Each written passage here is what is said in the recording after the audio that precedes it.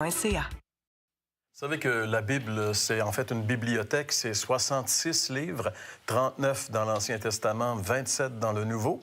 Et on va lire un texte qu'on retrouve dans le Nouveau Testament, dans l'Évangile selon Marc. C'est dans l'Évangile selon Marc, chapitre 4, les versets 1 à 20. Jésus se mit de nouveau à enseigner au bord de la mer. Une grande foule s'étant assemblée auprès de lui, il monta et s'assit dans une barque sur la mer. Toute la foule était à terre sur le rivage. Il leur enseigna beaucoup de choses en paraboles et il leur dit dans son enseignement, « Écoutez, un semeur sortit pour semer. Comme il semait, une partie de la semence tomba le long du chemin, les oiseaux vinrent et la mangèrent. Une autre partie tomba dans un endroit pierreux, où elle n'avait pas beaucoup de terre, elle leva aussitôt, parce qu'elle ne trouva pas un sol profond.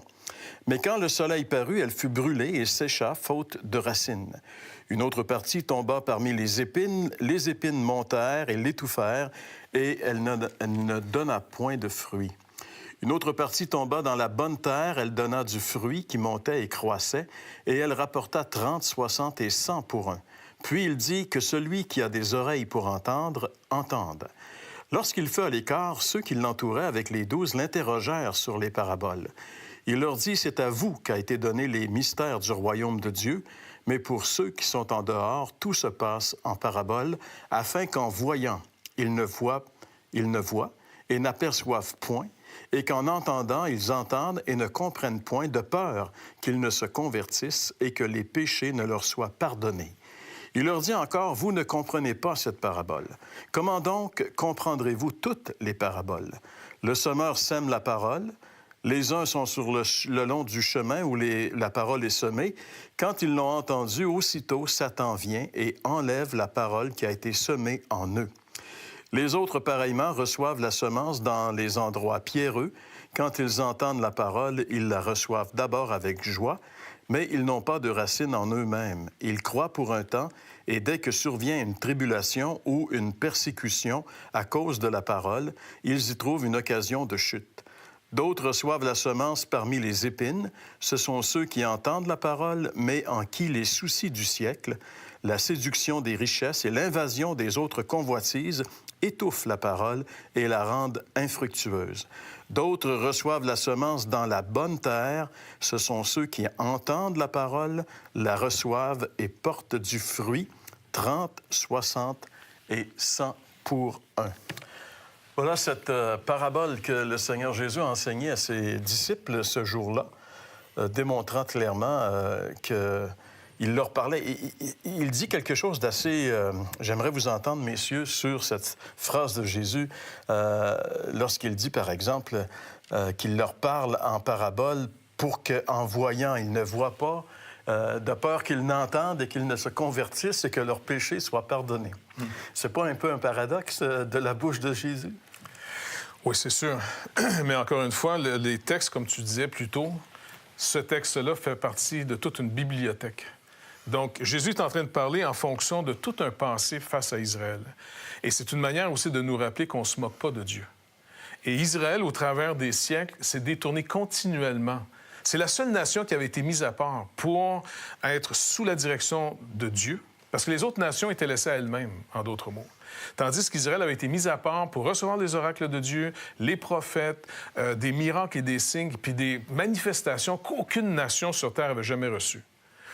Malgré tout ça, un reste seulement en Israël avait cru. La majorité d'Israël a été aussi païenne que les païens de ce monde. Alors, quand le prophète Ésaïe est arrivé, il leur a dit maintenant, de la part de Dieu, vous avez dépassé une ligne là. Et là, le châtiment, selon l'alliance qu'il avait faite avec Moïse, c'est qu'il était pour les déporter. Mais aussi, il y a eu un jugement sur eux en disant, un jour, là, vous allez voir des choses, vous allez voir ce que jamais personne n'a jamais vu, mais même en voyant, vous ne verrez rien. Puis vous allez entendre. Mais ce que vous allez entendre, vous ne le recevrez pas. De peur que vous vous convertissiez et que je vous pardonne. Donc, il est en train de dire, un jour, là, il y a des gens là, que Dieu va dire, ça fait assez de fois que je t'avertis, maintenant je te laisse aller à ton propre cœur. Ce qui veut dire que finalement, il y a une certaine ligne que lorsqu'elle est dépassée, il n'y a plus de pardon possible. C'est en tout cas ce que les Écritures nous montrent.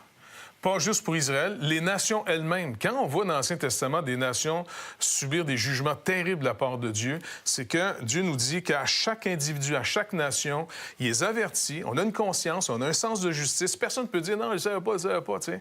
Tout le monde le sait. Sinon, finalement, on ne serait pas appelé à un jugement. Les gens angoisseraient pas, n'auraient aucun problème. Comme les animaux, là, ils n'ont pas un sens moral. Fait que, tu sais, je sais pas, moi, un chat n'est pas en train de se demander, je pense que j'étais trop raide avec la souris, là. Ça va bien? Fait que, mais nous, on a ce sens moral-là. On a un retour sur nous-mêmes. C'est un don que Dieu nous a donné, mais qui nous rend totalement responsables de ce qu'on entend. Autrement dit, entendre peut amener un jugement. C'est ça que ça dit, puis c'est carrément ça, la parabole ici. En fait, le privilège qu'Israël a eu, ça a été le privilège d'avoir la parole de Dieu que les autres nations n'ont pas eu. Exactement. Mais ce privilège-là leur donnait une responsabilité très importante. Et comme ils ont tourné le dos à la parole de Dieu et au Dieu de la parole, bien, la conséquence a été que Dieu a décidé de les rendre complètement aveugles et sourds à sa parole. Parce que c'est vraiment ça dans l'histoire, là, la semence, ça dit clairement que c'est la parole et puis que c'est le diable potentiellement qui, selon la première éventualité, le fameux premier terrain, c'est le diable qui enlève cette semence pour justement que les gens ne soient pas sauvés. Donc, il y a comme une conséquence ici encore face à la parole qui est semée. C'est les gens qui sont comme insouciants, en disant « je veux rien savoir ». Pas le temps. Ils entendent le même message, mais ils n'ont pas le temps, C'est ça. Puis le deuxième sol est quand même plus subtil, lui, parce que c'est des gens qui entendent une bonne nouvelle, entre autres l'Évangile, ou ce que Dieu peut agir dans nos vies. Ils disent « hey, wow, c'est super, ça, tu sais. » Puis un moment donné, on va aller faire un tour dans ton affaire, dans ta patente. Là. Et puis là, ils sont là pour un temps, jusqu'à ce qu'à un moment donné, quelqu'un les a pas été gentil avec eux autres à l'Église ou ailleurs. Et là, on se nourrit des scandales. Et tous les scandales qu'on peut offrir à ces gens-là, c'est comme le soleil qui plombe. Puis puisqu'ils n'ont pas de racines, il n'y a pas eu vraiment un retour à Dieu par Jésus-Christ. C'est plus, je m'en vais dans une gang qui ont l'air à triper. Puis, tu sais, on chante les mêmes chansons, puis on fait les mêmes prières, mais arrêtez, il n'y a pas eu le contact vraiment établi. Ça, c'est la deuxième semence. Deuxième semence. Troisième maintenant. Excuse, mais j'aimerais juste faire remarquer qu'il y a la joie dans cette semence-là. Puis ça a l'air vraiment très positif parce qu'il y a vraiment une joie lorsqu'on est sauvé. Mais la joie du salut, normalement, devrait venir après d'avoir un cœur brisé, après avoir été bouleversé par notre situation devant Dieu. Donc, généralement, quand on entend l'Évangile puis que Dieu nous parle, c'est pas nécessairement une bonne nouvelle, c'est pas mal bouleversant, mais après avoir compris, après avoir reçu le pardon de Dieu, là, il y a la joie. Mais si les gens sont tout de suite joyeux, tu dis, attends, pas comme il faut. J'ai peur. Et le quatrième terrain, puisque le temps file, le quatrième terrain, c'est la bonne semence. Qu'est-ce qui caractérise ce terrain-là? Bien, tous les cultivateurs nous le diraient, tu sais. Si tu sèmes n'importe où, bien, tout va faire que ta semence n'atteindra pas le but.